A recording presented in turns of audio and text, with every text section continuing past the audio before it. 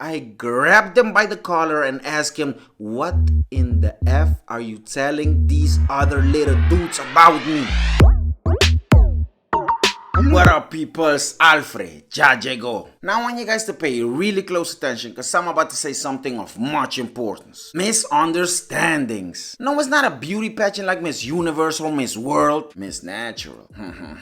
When a group of baddies get together to compete against each other by acting faker than the smile on their faces, going from evening gown to swimsuit real quick, and showing zero personality in a personality interview, just to see who wins the oh so prestigious title of Miss Understanding. Nobody would win, my dude. In the famous words of Ace Ventura, there would only be a who as a hers. Ain't no miss out there being understanding. Okay, I'm joking.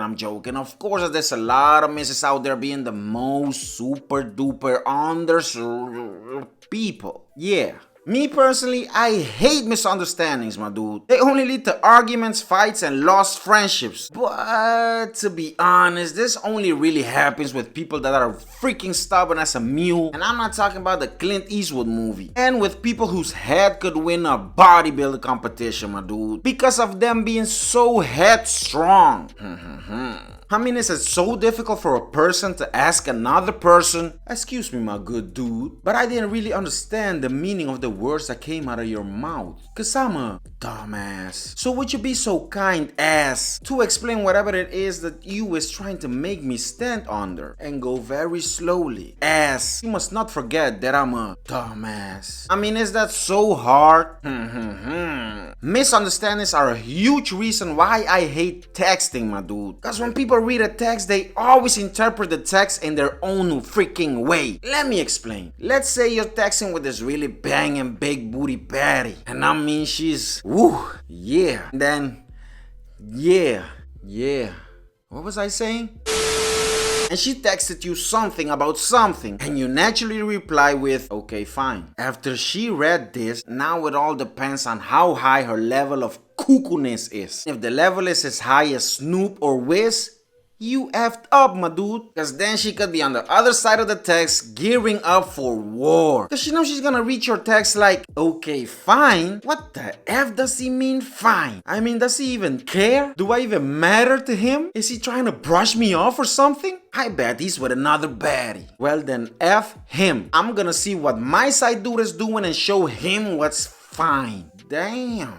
Chill. All of this is happening inside of her head when all you really meant to say with the text was okay. Meaning that you agree with whatever she was saying in the text conversation. And then fine, as in you were calling her fine. Cause damn, she's banging, my dude. I mean, she's so freaking crazy hot. Emphasis on hot. And I guess I'm crazy too, but it don't matter, my dude, cause she makes me wanna be the straight jacket to hold her crazy ass. Real tight. Yeah. But don't worry, the same thing happens the other way around too. For example, when you're texting with a baddie and she replies to you with the words, okay, cutie. Now in this moment, you as a somewhat sane, normal functioning dude, of course is gonna read this simple and innocent text in a very, very rational way and be like, this baddie wants me. She's in love with me and thinks I'm hot. Let me send her a picture of my eggplant. No, my dude, when a baddie texts someone something like that, all she really meant was literally okay. The rest of the text is just something that she copies and pastes to every single text is sending to freaking everybody. It doesn't matter how fugly you are, everybody is getting called cutie. You ain't special. It's like autocorrect, my dude. As soon as a baddie starts typing a text up, the phone automatically asks her, do you want to put cutie at the end of this text? I mean, damn phone, you thirsty AF. But do she really think I'm cute? These types of misunderstandings happen all the time, my dude. And this is with people who can speak the same language. Barely, I guess. Now imagine adding a language barrier to being stubborn and headstrong. Mixing that all together real good like in a pot to get an oh so super delicious dish that will make you say, As you know, I was born in the Dominican Republic, where they speak which language, boys and girls? And whatever pronouns you wanna call yourself. Spanish! Yeah, that's right. But when I was 6 years old, me and my family moved to Bonaire, where they speak which language, you little pronouns you? Obviamente. I see that Professor Alfre is learning you good. But even though I was on this oh so beautiful little island, unfortunately I couldn't spend my days just chilling on these beautiful beaches, watching the amazing sunset with a delicious pina colada in my hand. I mean, I was 6, my dude. As a 6-year-old, I had to go to school and do homework. And the only pina colada that I could have was a virgin. Until she went to college, that is. Then it turned into a Bahama mama and sex on the beach. The cocktails.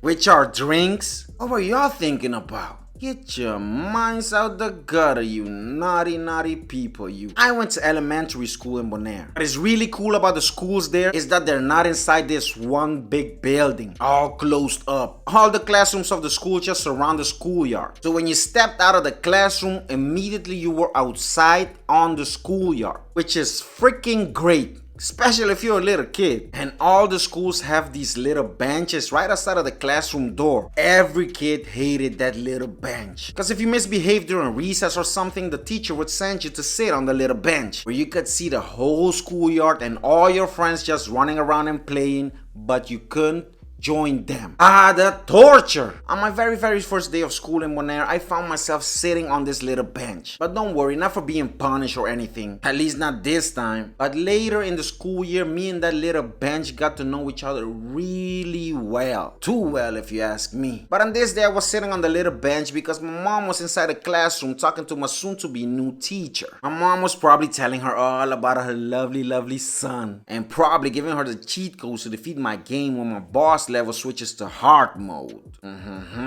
So I was just sitting there outside of the classroom on this little bench, minding my own business, enjoying the view of the whole schoolyard, and waiting for my mom and the teacher to stop gossiping about me. Women, am I right? No? Man? No? Pronouns? Yeah? Okay, I guess. When all of a sudden this little dude about the same age as me at the time appeared out of nowhere and was standing in the middle of the schoolyard, frozen still, and he was staring a hole in my face. So naturally, me being me, I just sat there and stared right back at him. Cause let me tell you something, my friend, if it's a staring contest you want, it's a staring contest you're gonna get. So get ready to lose, my dude. But like a second into the staring contest, this little dude just turns around and takes off. He must have gotten scared of how good I was at staring. Yeah. So there I was, just sitting there, basking in the triumph of just having won one of the most hardest staring contests ever. When again I see that the little dude was standing in the middle of the schoolyard, staring at me. But this time, he brought reinforcements. He was standing there with another little dude, and he was staring at me too. So I was like, okay, 2-on-1. I'm not afraid to take you both on at once in a staring contest. What were y'all thinking about? Get your minds out the gutter, you naughty people, you. Then again, like a second into the staring contest, they both turn around and take off. 2-0 for your boy. I guess these little dudes can't handle the pressure. But moments later, this little dude was again standing in the middle of the schoolyard with another little dude. Only this time, they weren't just staring. They were pointing and whispering.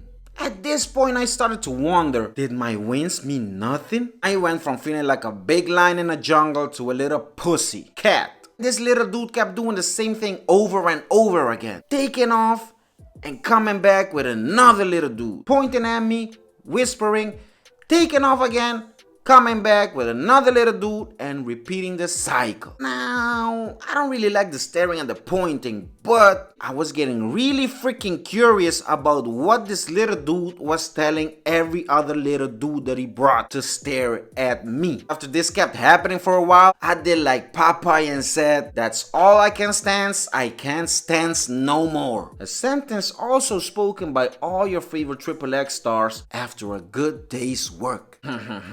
So I couldn't take it anymore. I stood up from the little bench, walked up to this little dude, and in a very calmly fashioned manner, I grabbed him by the collar and asked him, "What in the F are you telling these other little dudes about me?" Now, I don't remember exactly what he said in this moment, but I think it was, Mucha nobo, mucha nobo, mucha nobo. He kept repeating this over and over and over again while I was shaking him. But here's where the problem was. I didn't understand the words that he was saying, my dude. Cause if you remember well, let's say it all together. I'm from the Dominican Republic, where they speak which language? Spanish! Very good. And he is from Bonaire, where they speak which language? Obviamente! Yay! Because of this language barrier, we almost got into a fight. That is until one of the other little dudes that was standing by ran to the classroom and got my mom and the teacher. Little snitch. So when my mom and the teacher came, I let him go immediately after shaking him a couple of times. And here comes the little bench again. After all this happened, the teacher made us sit on the little bench and she called us one by one into the classroom to explain our side of the story. But from the little bench, you can see into the classroom because the classroom has really big windows. So when the little dude went into the classroom to tell the teacher his side of the story, I was watching through the window to see what he was gonna say, which in actuality didn't matter because I can hear what he was saying, and if I could hear him, I wouldn't be able to understand him. Dumbass. All I could see was when this dude was done telling his story, the teacher gave me a look through the window as to say, seriously? So when I saw her looking at me like that, naturally I thought, oh, it's like that now? You're gonna take his side? 2-on-1 again? Okay.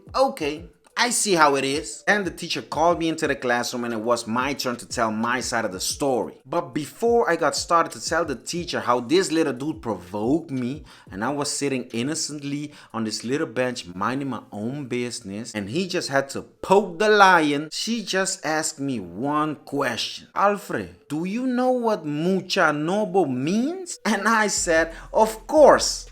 I don't, but I could see the meaning in his eyes. And in my mind, his eyes were saying something about moms. And don't nobody mess with moms, my dude. In this moment, the teacher just gave me another look, but this look wasn't up to interpretation. I knew exactly what she meant when she was looking at me that way. Dumbass. Then the teacher explained to me what this little dude was doing. She told me he was just calling all the kids in the class one by one and showing them that there was a new kid in their class and that he was happy because he had a new friend to play with. That's what mucha nobo means.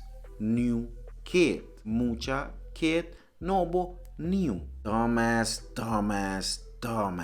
I felt horrible, my dude. So immediately I just turned to him and I apologized, and then he said something back that I didn't understand because again, I didn't speak the language, but this time I just thought it was a good thing. Nothing about moms. At least I hope not. After that, we became great friends. I mean, we were 6, my dude. Of course, as soon as the recess bell went off, we forgot about every little thing that happened and just started playing together on the playground. I don't even want to know what y'all was thinking about. Just get your minds out the gutter. It was all just a big, huge misunderstanding.